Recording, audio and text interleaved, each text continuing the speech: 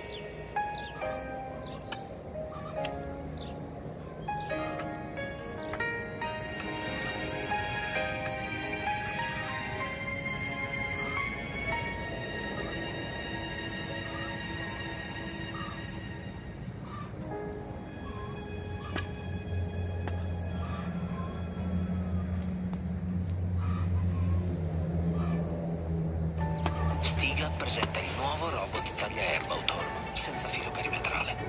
Il perimetro è virtuale e puoi modificarlo ogni volta che vuoi, direttamente dal tuo smartphone. Scopri.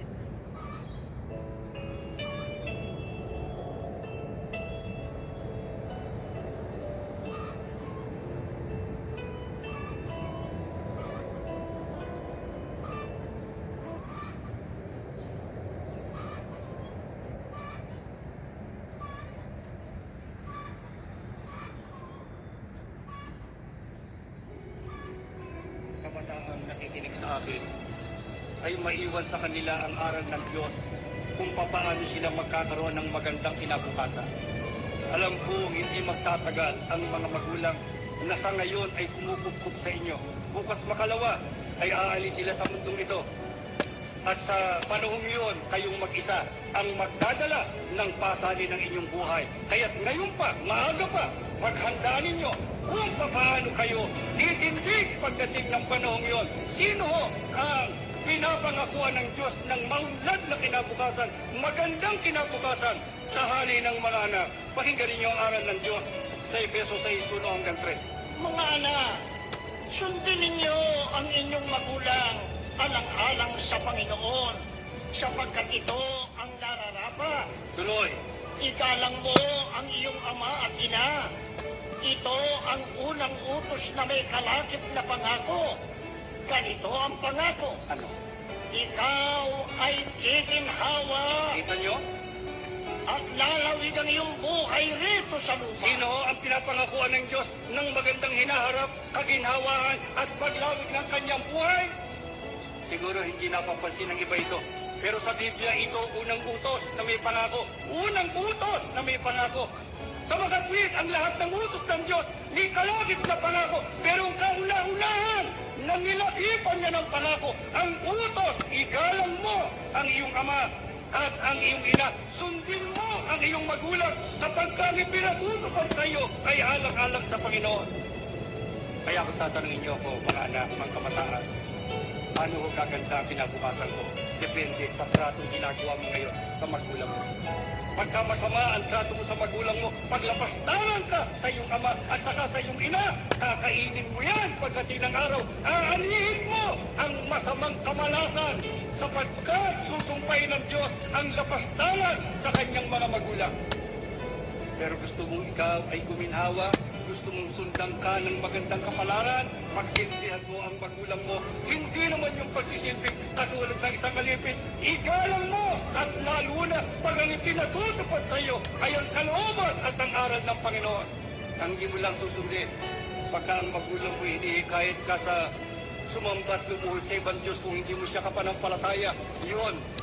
Hindi masamang salansangin mo yun sapagkat hindi siya ang sinasalangsang mo ron, kundi yung maling pananampalataya. Pero ang magulang mo ay Iglesia ni Cristo, pinalaki ka sa mga bagay ng Iglesia. Pero ayaw ka sumunod. Mga kapatid, tandaan ninyo, ako, pinag-aralan ko yung kasaysayan ng mga pamilya sa loob ng Iglesia. Wala pa akong nakita, wala pa na pinagpalang anak na lapastangan sa kanilang magulang. Walang, hindi kayo ang nagbibigay ng kapalaran ni Diyos, tandaan nyo. Kahit na anong tulong ang marating ninyo, kahit na anong kaalaman ang mapunta sa inyo, pagka kayo binawian ng grasya ng Diyos, hindi kayo uunlad, hindi kayo magtatagumpay. Sana kasalanan ang pagtatagumpay. Pinagdidiinan ni Apostol Pablo, sundin mo ang iyong magulang, igalang mo ang iyong ama't ina. Yan ang unang utos na may pangako. Ang pangako, iginhawa ka, lalawig ang iyong buhay dito sa lupa. Kaya, ano po ang hinanakit ng Diyos sa ilan sa mga sambahayan na hindi ko gustong iwan ang mga talatang ito, sapagkat yung iba sa Diyos sila naghihinanakit. Pag nakikita nila ang kaawa-awang kalagayan ng tahanan, kaawa-awang kalagayan ng tambayan, kuminsan nakapaghihinanakit ang magulang, nasasabi niya sa Panginoon Diyos, bakit mo ginawa ito sa akin? Ang aking mga anak ay nagugutom, ang aking mga anak hindi ko mapapag-aral, ang mga may sakit hindi ko na maipagamot. Kami ay lumalangoy sa kahirapan, bakit mo kami pinabayaan? Kung nakapagsasalita ng ganyan ang isang magulang o ang isang anak, pagka siya naghihinanakit sa Panginoon Diyos, ang Diyos man, meron din hinahanap, meron din siyang hinanakit sa mga magulang, sa mga sambahayan. Ano po yan? Bakit ang iba'y hindi niyo pinagpapala? Ganito ang sabi sa 17 hanggang 18. Ganito ang sabi ng banal ng Israel, ng Panginoon mong sa iyo'y tumubos. Ako ay ang Panginoon ay iyong Diyos. Tuturuan kita para kaumunlad. Yeah. Papatnubayan kita saan ka man pumunta. Tuloy. Kung sinusunod mo lang ang mga utos ko, pagpapala sana itadaloy sa iyo. Parang ilog na di natutuyo ang agos. Bagong mo sana ay sunod-sunod. Parang dating ng alon sa dalampasin. Ano po ang sabi ng Diyos sa mga naghahanap ng kanyang kalinga? Sa mga naghihinanakit pagka hindi tumatanggap ng pagpapala.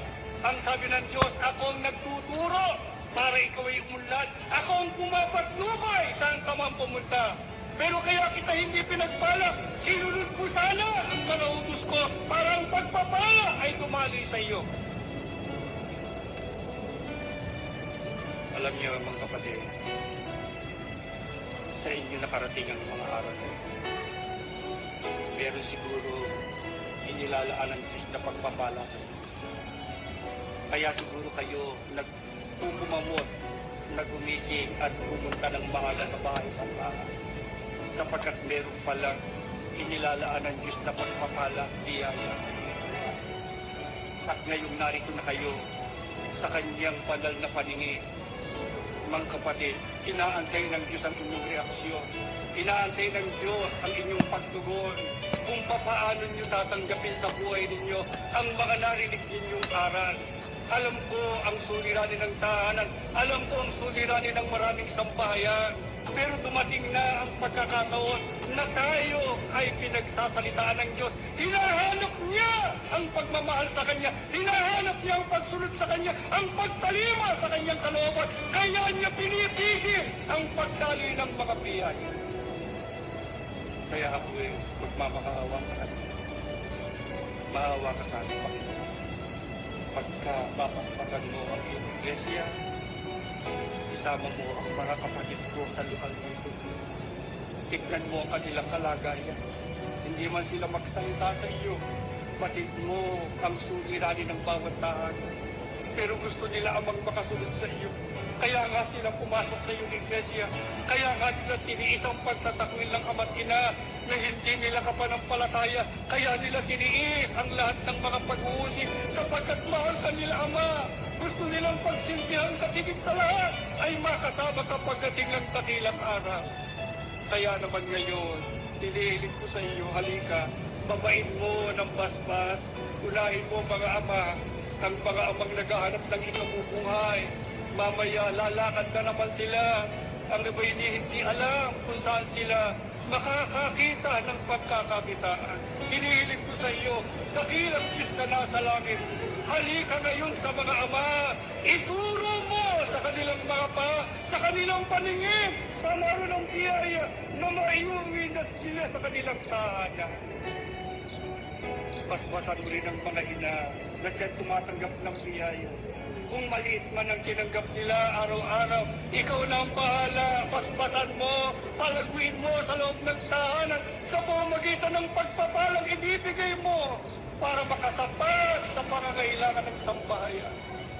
Ama, pagka dadalangin sa iyo mga anak mong ito, pagka siniluluhod sa iyo, pag may suliranin ng sambahayan, ngayon pa, inaanyayahan na kita, Ama, galawin mo ang sambahayan ng iyong mga anak at silipagtibayin mo na ikaw ay hindi magpapabaya sa kanila.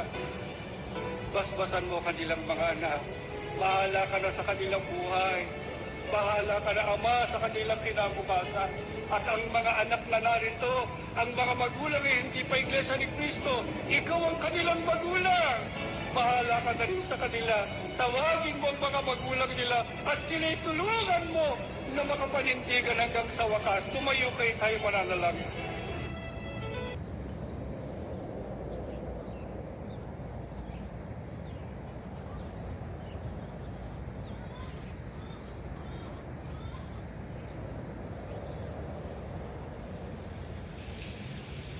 mahal na kapatid. Nais namin na bigyan ninyo ng malaking pansin ang kilusan na aming inilulunsad sa kasalukuyang panahon.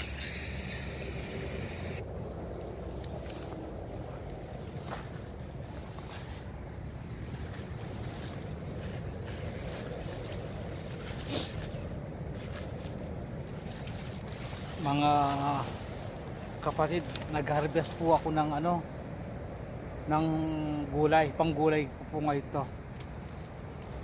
Siya napakaganda nila. Herbete po ang tawag dito sa amin. Ang itong mga tangkay niya, malambot po itong tangkay niya ito, kaya masarap din po ito.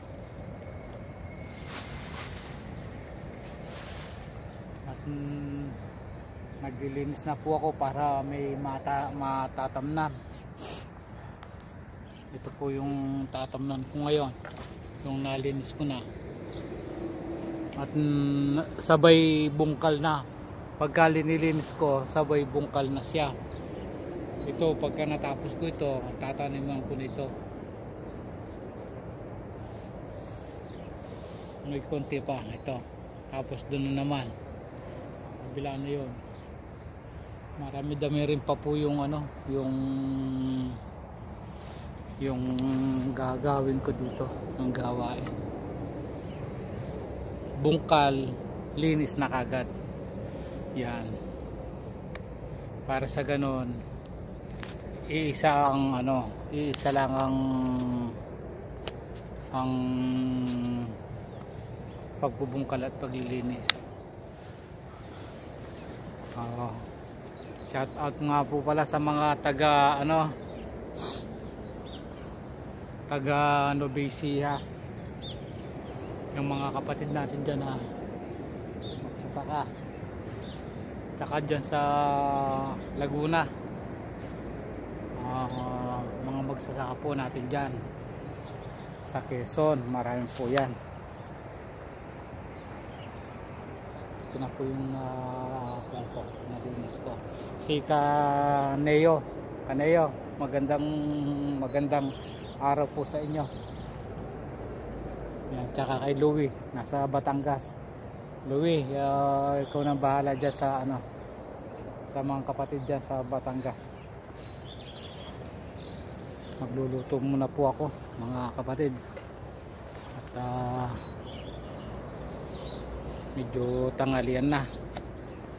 Marami pa rin ng gagawin. Ito, paunti-unti. Babay na po. Ingat po kayo lagi. Kayo ang number 1 sa akin, kayong una. Ingat po lagi. God bless you. God bless you.